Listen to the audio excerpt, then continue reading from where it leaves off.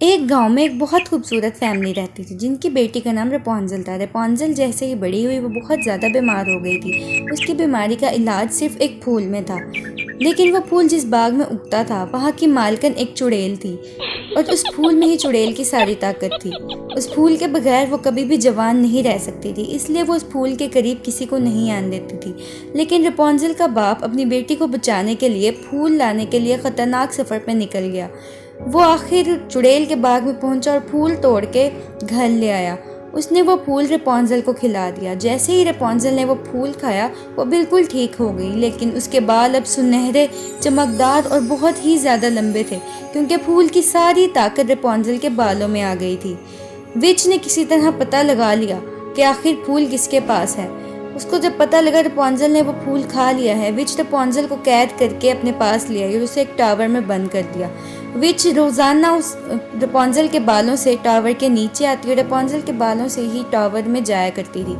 रोज़ वो रेपॉन्जल के बालों का इस्तेमाल करके अपने आप को खूबसूरत रखा करती थी। रेपॉन्जल के बाल बहुत ही लंबे और घने थे। वो बहुत मुश्किल से अपने बालों में कंघा किया करती थी। वो हमेशा गाने गाया करती थी, बाहर जानवरों को और परिंदों को देखकर खुश होती रहती थी। अपना दिल स्टोरी बुक्स में और किताबों में लगाया करती थी। वो पेंटिंग भी किया करती थी, लेकिन फिर भी वो बहुत ज़्यादा अकेला महसूस करती थी, क्योंकि उसका कोई दोस्त नहीं था। वो बाहर की दुनिया में जाना चाहती थी, नए लोगों से मिलना चाहती थी, अपने माँ बाप से मिलना चाहती थी और बच्चों से दोस्ती भी करना चाहती थी। एक दिन जब रेपॉन्जल गाना गा रही थी, टावर के बाहर एक लड़की आ गई। उसको रेपॉन्जल की आवाज़ बहुत अच्छी लगी। रेपॉन्जल ने अपने बाल नीचे गिराए और वो लड़की, जिसका नाम कारा था, टावर में आ गई। कारा और रेपॉन्जल की बहुत अच्छी दोस्ती हो चुकी थी। कारा रोज़ रेपॉन्जल के बालों के ज़रिए चुड़ैल से छुप के टावर में आया करती और चुड़ैल के घर लौटने से पहले वो रेपॉन्जल के बालों से उतरकर टावर से चली जाया करती थी। एक दिन रेपॉन्जल और उसकी दोस्त कारा ने प्लान बनाया कि वो विच के चुंगल से निकल जाएंगे।